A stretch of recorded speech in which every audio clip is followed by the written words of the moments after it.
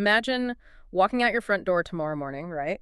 And the community leader of your town is just standing there with a clipboard. Never a good sign. No, definitely not. And they look you in the eye and tell you that a harsh winter is coming. And, like, to ensure the survival of the town, you are required to lock your neighbors out of your house to starve. Wow. Yeah, it's not a request, it's not an option. It is the absolute unquestionable law. And if you don't comply, you will be the first one exiled into the freezing ash. It's just a completely ruthless calculus, like the kind of zero-sum survivalism that strips away everything we consider civilized, I guess. Yeah. It just reduces human interaction to raw, brutal utility. Exactly. And welcome to the Stillness. That is the setting of our deep dive today. We're exploring the really dense, just shattering and utterly brilliant world of N.K. Jemisin's The Fifth Season. Which is the first book in her Broken Earth trilogy, right? Right. And we are not just going to, summarize a sci-fi fantasy book today. Our mission here is to unpack the mechanics of a world that is fundamentally broken. We want to explore these terrifyingly logical systems of oppression that were built just to survive it. And we really are jumping straight into the deep end here because, well, this source material doesn't wait for a slow build at all. Not even a little bit. No, the book kicks off with the literal end of the world, and not a natural disaster, mind you, but an engineered one. Yeah. In the prologue, there's this man named Alabaster. He stands on a hill overlooking the greatest, most glittering city in the world, which is called Eumenes. The capital city. Right. And he reaches out with his mind, takes hold of the continental plates of this massive supercontinent, and he simply tears it in half. He just cracks the equator wide open. Literally. He initiates a rift that immediately spews enough ash into the atmosphere to choke out the sky for thousands of years. It's insane. It is. It's an event that will trigger a mass extinction.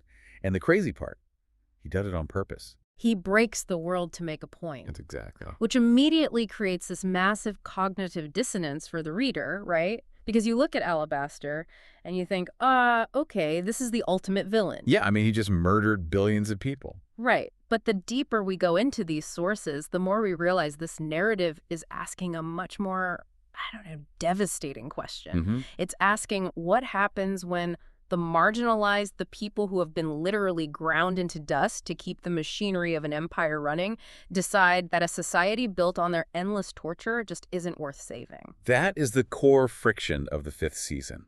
It really forces us to examine the architecture of survival. But, to understand why Alabaster makes that apocalyptic choice, we kind of have to understand the environment that forged him. We have to look at the ground beneath his feet. Right, because in the Stillness, the ground isn't just rock and dirt. I mean, we are so used to assuming the Earth is just a passive stage for human history, Oh, totally. We pour concrete, we build roads, we completely ignore the mantle beneath us unless there's an anomalous earthquake or something. Exactly. But in the mythology of the Stillness, Father Earth is not a metaphor. Father Earth is a sentient, hateful entity. And he has a very long memory. Yes, he does. Yeah. The lore of this world dictates that long ago, in this age before recorded history, humanity committed an ancient, hubristic sin against the Earth. Do we know what it was? Well, we don't know the exact details early on, but it involved humanity destroying or maybe stealing Father Earth's only child. Wow. And ever since that moment, the planet itself has burned with a relentless, conscious hatred for humanity. I mean, it is actively, constantly trying to shake human beings off its surface, like a dog shaking off fleas. I want to pause on that because, it changes the entire psychological framework of human existence. It really does. You aren't building for comfort. You aren't building for permanence. You are living in a perpetual state of disaster preparedness. Right. The continent is constantly racked by devastating seismic events. We're talking earthquakes, massive volcanic eruptions, tsunamis. And when these events are severe enough to trigger environmental collapse, they create what society calls a fifth season. And just that terminology alone is chilling, isn't it? Yeah, totally. We have spring, summer, fall, winter, and then a season of death. The fifth season isn't just a bad winter. It is an era of mass death caused by geological upheaval. And the appendices in the text detail some of these historical seasons, and they are incredibly creative nightmares. Oh, the historical records are terrifying. Talk about the acid season. That one stuck with me. Oh, yeah. So the acid season occurred when a massive tectonic plate shift birthed an entire chain of volcanoes right in the middle of the It's ocean. just out of nowhere. Right. And this didn't just cause tsunamis. The sheer volume of volcanic gases actually acidified the global jet stream. That sounds awful. It was. It rained corrosive, flesh-melting water for years. It completely wiped out every single coastal community on the continent. Or what about the madness season? That one was triggered by a supervolcano that launched what the text calls dark pyroclasts into the upper atmosphere. Which is just a terrifying phrase. It really is. And for the listener who might not be a geology buff, pyroclastic material is this fast-moving current of hot gas and volcanic matter. But these dark pyroclasts hung in the air, completely blocking the sun for a decade. 10 whole years. Yeah. And the lack of sunlight, combined with the toxic atmospheric gases, it led to mass starvation and global psychological breakdowns. You literally had warlords using phantasms against starving populations. Phantasms. Yeah, they were essentially weaponized, gas-induced mass hallucinations used as psychological warfare. That is incredibly bleak. Yeah. Which brings us back to that clipboard-wielding community leader at your front door from the intro. Right. How does humanity actually survive a sentient planet that is trying to murder them with acid rain and madness-inducing ash? Well, they do through stone lore. Stone lore. This is the absolute bedrock of society in the stillness. Literally and figuratively. Exactly. These are the chiseled, supposedly immutable rules of survival that every child is taught from birth. It's not a religion exactly. It's more like a brutal instruction manual for enduring the apocalypse. Yeah, and it acts as both a survival guide and a supreme tool of social control. How so? Well, the first rule of stone lore is, first guard the gates. That sounds noble, right? Maybe even defensive. There, protect your town. Right, but what it actually means is that when a season hits, you lock the doors to your walled community, your calm, as they call it, and you do not let anyone in. No one at all. No one. Even if it's your extended family, even if it's starving children. If you let them in, you stretch your store caches, and everyone dies. It demands an immediate amputation of empathy, like you just have to shut off your humanity. You do. Yeah. And it goes further. Stone lore dictates that you must keep your food caches immaculately clean. And more horrifyingly, you must ruthlessly cull the weak. Yeah. If someone is sick or disabled or simply too old to contribute physical labor during the season, stone lore says you push them out the gates.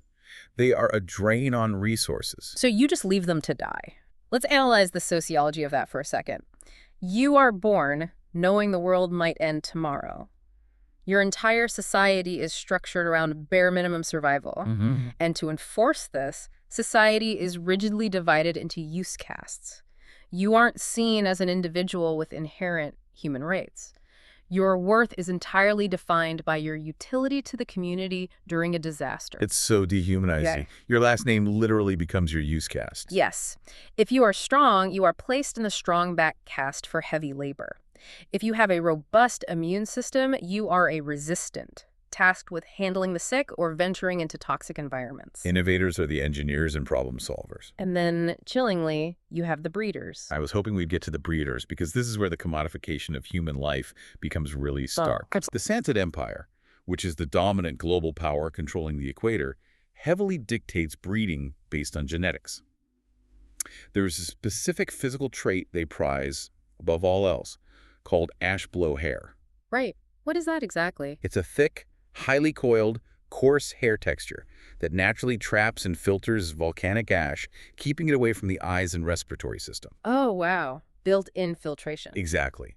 In a world where ashfall can literally suffocate you, this genetic trait is invaluable. Right. So if you possess ash blow hair, you are considered prime breeder material. Your bodily autonomy is completely stripped away for the quote-unquote greater good of passing on that genetic filter. You are livestock. And stone lore justifies all of this. It presents these castes and these cruelties as absolute, unquestionable laws of nature. But they aren't, are they? No, and the narrative does something very clever here. It slowly reveals that this immutable lore is actually highly curated propaganda. Oh, interesting. Throughout the text, characters discover evidence that stone lore has been manipulated. There's a recurring mention of Tablet 2. Right. The original stone lore is carved into massive stone tablets. Yes, but Tablet 2 has been intentionally damaged. Huge chunks of text are simply missing. So someone took a chisel to history. Exactly. Someone, centuries ago, decided that certain truths were too dangerous or inconvenient for the general population to know, and they physically erased them. Wow. He shows that even in a society obsessed with survival rules, the people in power will manipulate the truth to maintain their absolute control.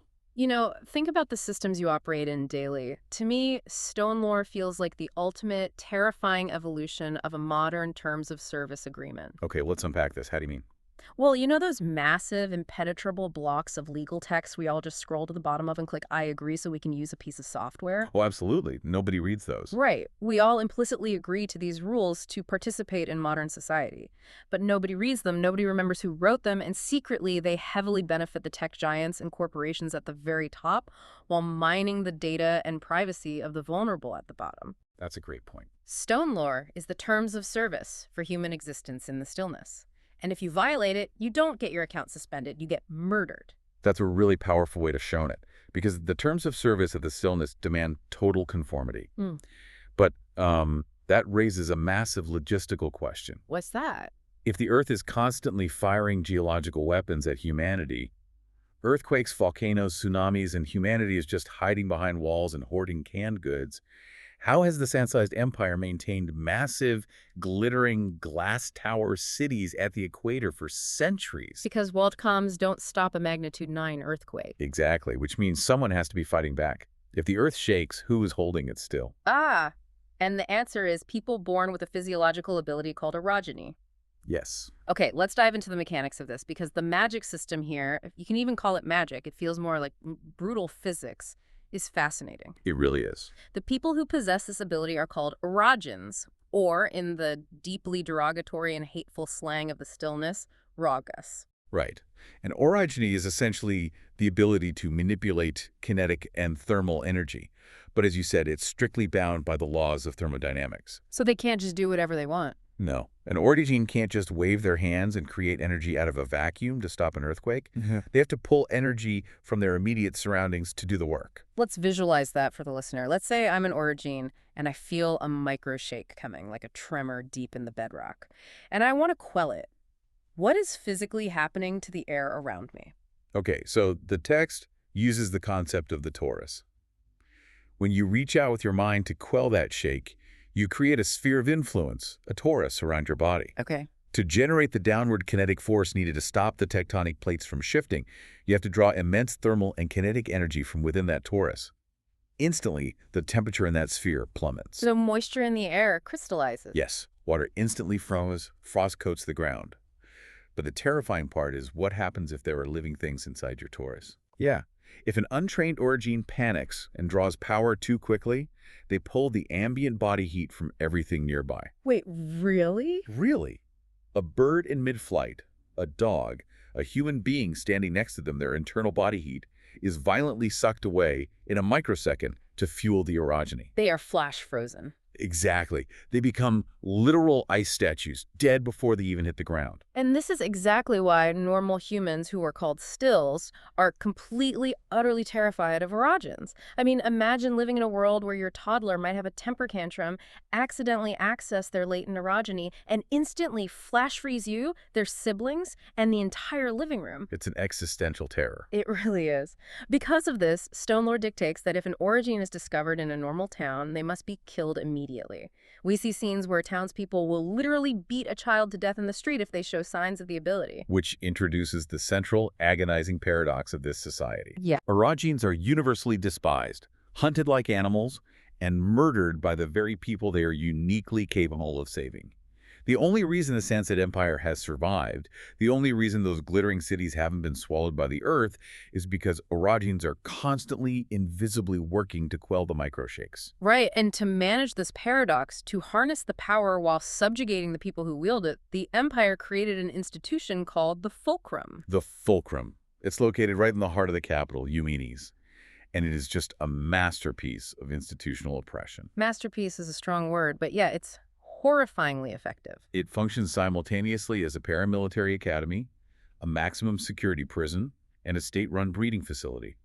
Whenever a rural community discovers an orogene child and decides not to murder them, they call the imperial authorities, and the child is taken to the fulcrum to be, quote-unquote, trained. I want to dig into this training because it is straight-up psychological warfare. The fulcrum doesn't just teach these kids how to control their torus. They systematically dismantle their sense of self-worth. Yeah, they do. They take these deeply traumatized children, kids who have just been abandoned by their parents or chased out of town by an angry mob, and they teach them that the mob was right. They condition these children to believe they are inherent monsters. It is the absolute weaponization of self-loathing. The fulcrum teaches them that their natural instincts are evil and that the only way they can earn a sliver of a right to exist is to be perfectly, flawlessly controlled and obedient to the empire. And they create this brilliant, sick hierarchy to make the Orogenes police themselves. The rings. Right. The fulcrum issues rings of status. You start as a grit, which is an unringed child. If you survive training, you earn 1 ring, making you a novice. You work your way up. A 10-ring Orogene, like Alabaster, is a master capable of quelling massive regional faults. But here is the trick of the rings, and if we connect this to the bigger picture, it shifts the Orogenes' focus from the oppressor to their peers. It's a classic mechanism of control. Well, think about corporate ladders or social hierarchies, where marginalized groups are given arbitrary markers of status. The quote-unquote good Orogenes enforce the fulcrum's rules, desperately trying to earn their next ring to prove they aren't monsters. While the bad Orogenes, The ones who question the system or lack perfect control, they are quietly disappeared. see, but this is exactly where I hit a wall while reading the source material. I need you to help me reason through this. Okay, lay it on me. Because I'm looking at Alabaster, a 10-ringer. We know from the prologue he has the sheer kinetic output to crack a continent in half. If Orogenes are walking weapons of mass destruction, why on earth are they submitting to bureaucrats in Eumenes? That's a very fair question. Like, why do they care about these stupid rings? Why not just threaten to level the capital city unless they are given full rights and autonomy? How do you keep a god in a cage? It's probably the most crucial question to ask of the text. You'd think they'd just overthrow the stills in an afternoon. But the system has instituted mechanisms of control that are both psychologically and, crucially, physically insurmountable. Okay, tell me more. First, the fulcrum intentionally limits an Orogene's understanding of their own power. They teach them how to quell a localized shake, but they hide the grander planetary mechanics of the Earth's geology. So the ignorance is engineered. Exactly.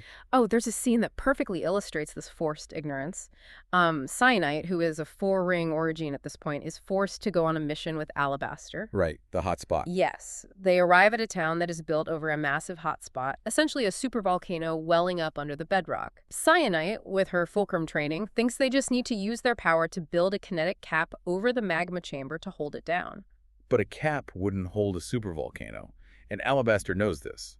So without warning, he mentally links his mind with Cyanite's.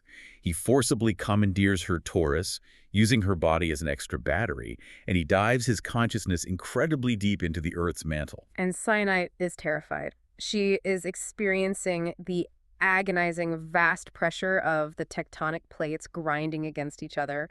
And in that moment of sheer terror, she has an epiphany.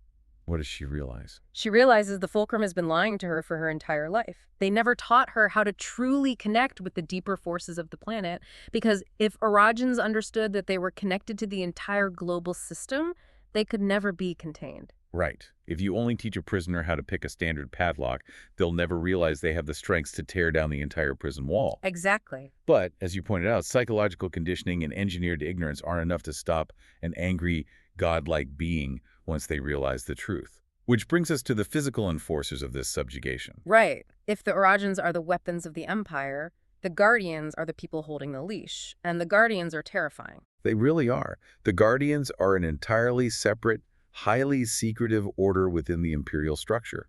They are not Orogenes. They are ostensibly normal stills. But they're not normal, are they? No. They have undergone a mysterious, agonizing physiological alteration. Every Guardian has a metallic implant driven directly into the base of their skull, interacting with their brainstem. And the sources don't give us a complete medical schematic of this implant, but we see the effects. How does a Guardian actually control an Orogene? Well, the implant grants them a suite of abilities. First, it allows them to track Orogenes over vast distances, almost like a bloodhound sensing the kinetic vibrations. Creepy. Very. But more importantly, the implant allows a Guardian to completely negate an Orogene's power. They create a dampening feel. Precisely. Or rather, a localized stabilization. Because orogeny relies on drawing thermal energy from the environment, The Guardian implant seems to lock the ambient temperature and kinetic energy around them. So what happens? An origin could be drawing breath to shatter a mountain. A Guardian steps within a few feet, and suddenly the origin's torus collapses. The power vanishes. The origin is instantly reduced to a vulnerable, physically weak human being. It's the ultimate trump card. And the Guardians use this advantage to act as both mentors and executioners. We see this duality perfectly in a Guardian named Shafa. Shafa is such a complex, terrifying character. He is. He is assigned to bring a young origin child, Damaya, to the fulcrum. Shafa is powering, physically imposing, but he is incredibly gentle with her. He tells Damaya he loves her. He smiles at her with genuine warmth. He protects her from bandits on the road, too. Yes. He is the first person in her life to make her feel safe after her parents betrayed her. But that safety is entirely conditional on absolute compliance. Right. When Damaya makes a minor mistake, disobeying a trivial rule, Shafa sits her down. He maintains that exact same warm, loving smile.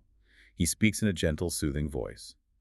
And then he takes her small hand in his, and he systematically, deliberately snaps her fingers. He breaks her hand to teach her a lesson about control. The psychology of Shafa is deeply unsettling, because it's not cartoonish villainy. Here's where it gets really interesting. It is identical to the mechanics of an abusive domestic partnership. Oh, absolutely. The abuser isolates the victim, taking Damaya away from the world and locking her in the fulcrum. The abuser convinces the victim that the outside world is infinitely more dangerous, that everyone else hates them, and that the violence they suffer inside the relationship is actually a twisted form of love and protection. Damaya is conditioned to believe she needs Shafa's discipline to survive. This raises an important question that the text really insists we confront. How does a society justify monstrous acts under the guise of necessity and peace? Yeah? Shafa doesn't view himself as evil. He believes he is the savior of humanity because his cruelty keeps the Orogins from accidentally ending the world. The greater good. Exactly. The Empire views this systemic abuse as a utilitarian necessity. And this utilitarian nightmare reaches its absolute sickening nadir with the revelation of the nodes. The nodes. This is, without a doubt, the most horrifying discovery in the entire source material. So picture a map of the Sanze Empire. Across the continent, there are these isolated facilities called node stations. And what are they supposedly for? The imperial propaganda states that these are crucial infrastructural points where powerful, dedicated origins are stationed to passively quell seismic activity, keeping the highways and cities safe. It sounds like a noble, boring government job. But when Cyanide and Alagaster are forced to visit a node station on their travels, the reality is entirely different. Yeah. Cyanide expects to walk in and find a well-fed imperial officer doing his duty. Instead, she is led to a locked subterranean room. And what's inside that room? A child. An origin child. Usually these are children who couldn't quite master the rigorous control required by the fulcrum, or who were born to an origin and immediately confiscated by the state. And the child isn't just sitting in a chair holding the earth still, are they? No. They have been surgically lobotomized. It's just horrific. They are kept perpetually sedated, hooked up to intravenous feeding tubes and waste bags. Their bodies are withered, wire-thin from muscular atrophy. Because they are sedated and lobotomized, they have no conscious control over their powers. But the primal, biological instinct of an origin to quell a geological shake remains intact. Right. So they are placed exactly on major fault lines. They sit there in the dark and they act as human fuse boxes. They passively absorb the immense grinding pressure of the Earth's tectonic plates. Use that fuse box analogy again because it's exactly what's happening. A fuse in your house is designed to absorb a catastrophic electrical surge and blow out, taking the damage so your house doesn't burn down. Right. These children are human fuses for the Empire. Right. Because they aren't trained to safely vent that kinetic energy, the process of absorbing the Earth's pressure literally tears their bodies apart from the inside. Cyanide sees massive lesions and burns on the child's skin. Yes. The child is in unending, blinding, agonizing pain, 24 hours a day, year after year, until their body finally gives out, they die, and the Empire quietly rolls in another lobotomized child to replace them. This is the secret to the Empire's golden age. This is the foundation of their peace. It is the literal manifestation of the classic utilitarian thought experiment. Is it morally acceptable to torture one child for eternity if it ensures a glittering city of millions gets to live in safety and comfort? And for the Empire, the answer is an enthusiastic, bureaucratic yes. It's just a line item on a budget. Yep. But for Cyanite, seeing that node maintainer, it completely breaks her. She physically vomits. It shatters any lingering illusion she had about the benevolent master of the fulcrum. She realizes in that subterranean room that no matter how many rings she earns, no matter how obedient she is, this mutilated child is what her masters truly think of her kind. And more horrifyingly, she realizes this is exactly what the Empire will do to her children if she ever has them. It is the moment the social contract is irrevocably broken in her mind. And this trauma, this realization that your existence is entirely commodified by a state that wants you either enslaved or lobotomized, it fractures the mind. It really does. Which leads us perfectly into the narrative structure of the book itself. Let's look at how the author conveys this psychological shattering. The structure is a masterstroke. Throughout the book, we follow 3 distinct point-of-view characters, and for a long time, the listener assumes we are just tracking 3 different people across the continent. Right. We have Demaya, the terrified young Grit we discussed, who is just learning the cruel rules of the fulcrum and trying desperately to be good so Shafa won't break her other hand. Then we have Cyanite. She's the ambitious, angry 4-ring junior. She is the one forced to go on the mission with the 10-ring alabaster.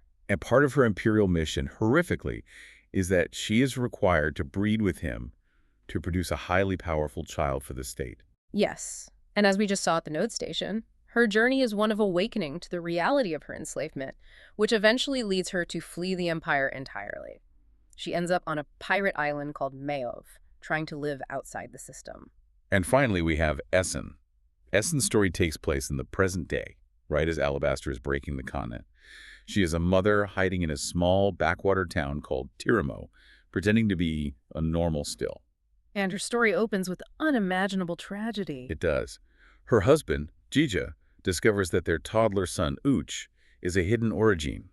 Infected by the virulent bigotry of Stonelore, Jija beats his own toddler to death, kidnaps their older daughter, Nasun, and flees the town. It's so hard to read. Essun comes home, finds her son's ruined body on the floor, completely dissociates from reality, and sets out on a bleak, apocalyptic journey to find her daughter. And the massive structural twist of the book, The Rug Pull, that recontextualizes everything you've read, is that these are not 3 different women. Nope. Demaya, Cyanite, and Essun are the exact same woman at 3 different stages of her life. It is a breathtaking feat of storytelling.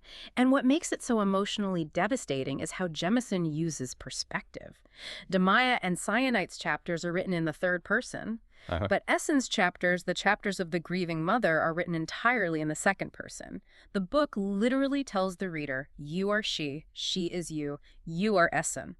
I'll admit, when I first started reading those sources, your perspective felt jarring. Yeah. You code switch in your head trying to adapt to it. Yeah, it takes a minute. But as you sink into the narrative, you realize it is not a stylistic gimmick. It is placing you, the listener, directly into the mind of a woman experiencing profound, reality-breaking trauma. Her grief over finding her murdered son is so immense that she cannot bear to inhabit her own body. Exactly. She cannot think of herself as I. She has to step outside herself to view herself from a distance as you, just to survive the next 10 seconds without collapsing. We are witnessing the evolution of trauma across a lifespan. The state has forced her to constantly compartmentalize her identity to survive. Think about how we all code switch in our daily lives, how you act at work versus how you act with your family. Sure. But for this woman, code switching is a matter of life and death. As Demaya, she learns to swallow her fear, believing if she is compliant, she will be safe. But the node station proves compliance is a lie. Right. So as Cyanite, she learns to weaponize her anger. She tries to build a life outside the fulcrum in the pirate calm of Maov. But the system is relentless. The Guardians track her down. And that confrontation at Maov leads to the most heartbreaking parallel in the entire narrative. A horrifying parallel of motherhood. Tell me about it. When the Guardian Shefa finally corners Cyanite on the island, he isn't there just to punish her. He intends to take her infant son, Koru, back to the fulcrum. Oh, God. Cyanite lives at Shafa, and she remembers the lobotomized child at the node station. She knows with absolute certainty that Koru will be turned into a node maintainer. His fate is eternal torture. So what does she do? In an act of supreme, impossible love and despair, Cyanite uses her power to smother her own infant son. She kills him to save him from the state. Oh.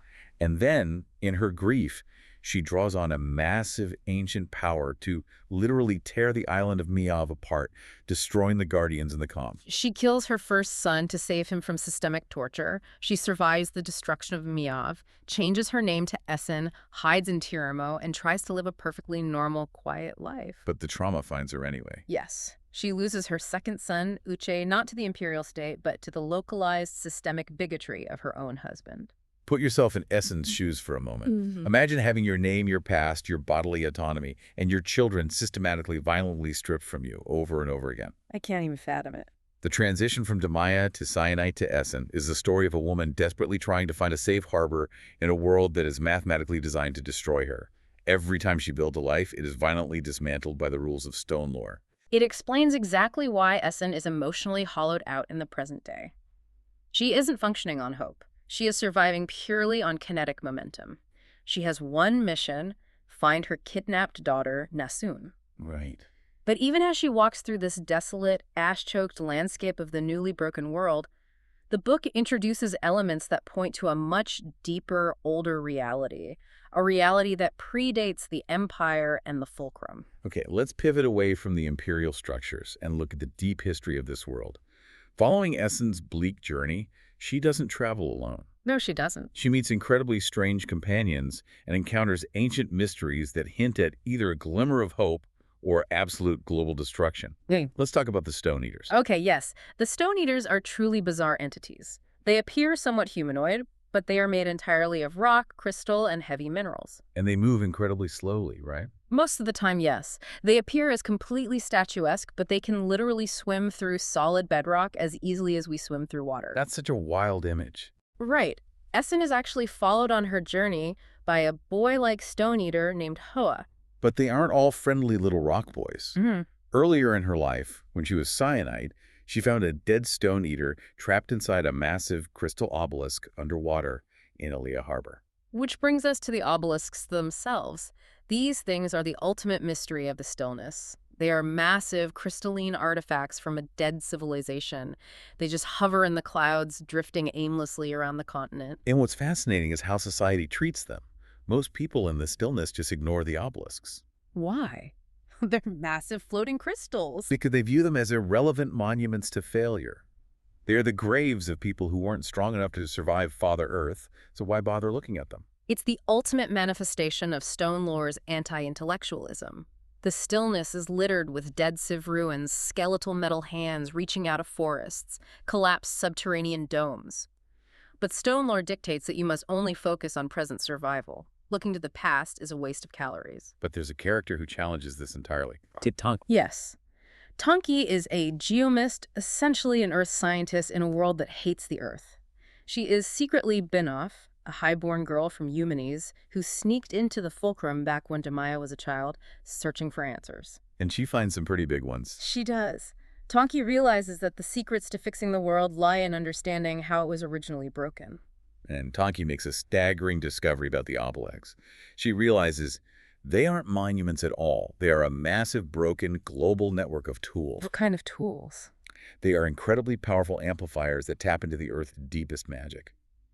And the kicker, she discovers that the entire Fulcrum in Eumenes, the center of imperial control over Augeans, was intentionally built around an empty socket. Wait, really? Yes. A socket meant to house a massive obelisk. That is wild. The Sanze Empire built its center of oppression directly on top of the ancient civilization's greatest weapon. Exactly. And when Cyanide accidentally tapped into an obelisk at Miav to save herself from Shafa, she felt its reality-bending power. That accident directly foreshadows Alabaster's grand plan. Alabaster's character arc is incredible. He goes from being this cynical, depressed slave who just sarcastically goes along with his breeding assignments to a radical revolutionary. He realizes what Cyanide realized at the node station. Yes. You cannot reform a system that relies on torturing lobotomized children. You cannot negotiate with the Fulcrum. You cannot vote out the Guardians. He realizes that the only way to end the cycle of slavery and apocalyptic seasons is to destroy the board entirely. So he uses the obelisk network to trigger the rift, causing the worst fifth season in history, intentionally burning the Empire to the ground. He destroys the world to end the cycle. He does, but even in the midst of this engineered apocalypse, Jemisin gives us a counter-narrative of hope. It's not all just ash and death. Essun's journey eventually leads her to a place called Castrema. Castrema is such a cool part of the story. It's a radical experiment in survival. It is an underground community built entirely inside a massive ancient geode. But what makes it special isn't the Dead Civ architecture. It's the sociological structure. Castrema is led by Yika, an origin who refuses to hide what she is. She doesn't wear a fulcrum ring, and she doesn't apologize for her power. And in Castrema, we see the impossible. Stills and origins are living and working together. That goes against everything stone lore teaches. Exactly. Origins use their powers openly to regulate the air circulation and temperature of the geode, while stills manage the hydroponic crops and logistics. Castrema is a direct, living refutation of stone lore. Remember, stone lore dictates that origins are dangerous monsters that must be killed, and that during a crisis, you must hoard resources and lock your gates against outsiders. Castrema does the opposite. They take in refugees like Essun. They prove that survival doesn't require the subjugation of the vulnerable.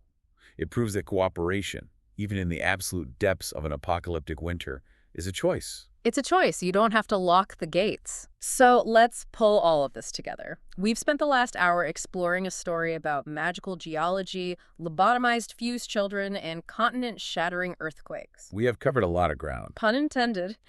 But what does this all mean for the listener? Because the fifth season isn't just about escaping a sci-fi apocalypse. It is a terrifyingly accurate mirror held up to our own reality. It asks us to redefine the apocalypse. For the dominant culture in the Stillness, the apocalypse is a future event they are trying to prevent. But for the origins, for the node maintainers, for the enslaved and the marginalized, the apocalypse isn't a future threat. No, it's not. The world has already ended for them. The apocalypse is their daily historical reality. Which challenges us to look at the node maintainers of our own world. Think about the hidden suffering that props up modern convenience. What cruelties do we excuse as just the way things are so that we can have next-day shipping or cheap electronics or stable economies? Whose suffering is completely invisible to us, yet entirely foundational to our comfort? What broken systems do we accept as our own immutable stone lore, simply because we're afraid of what happens if we break the rules? It demands that we interrogate our own compliance. Are we following the rules because they are just, or because we are terrified of losing our status rings? It's heavy, profound reflection, and it is executed brilliantly in the source material.